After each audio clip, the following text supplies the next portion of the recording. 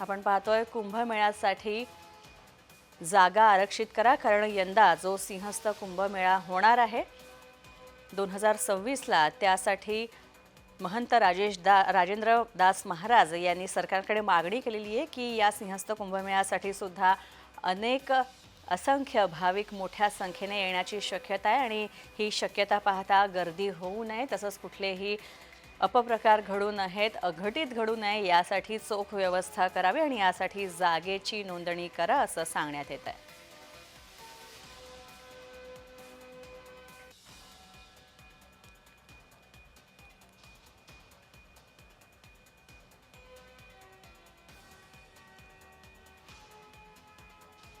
आपण पाहतोय या व्यतिरिक्त आणखी महत्त्वाच्या मागण्या आहेत महंतांच्या सिंहस्थ कुंभमेळ्याच्या दृष्टीने. पाहूयात त्यासुद्धा. कुंभमेळ्यातील प्रमुख स्नानाला शाही स्नान न म्हणता अमृत स्नान असं संबोधावं, ही त्यांची प्रमुख मागणी आहे. तसंच शाही स्नान हा शब्द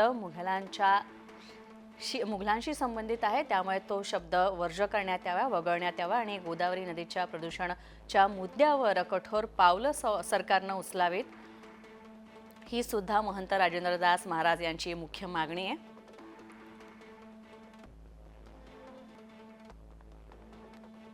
तसंच आधी जमीन आरक्षित करून घ्यावी आणि प्राधिकरणाची स्थापना करावी सिंहस्थ कुंभमेळ्याच्या दृष्टीने, ही सुद्धा एक महत्त्वाची मागणी आहे महंत राजेंद्र दास महाराज यांची.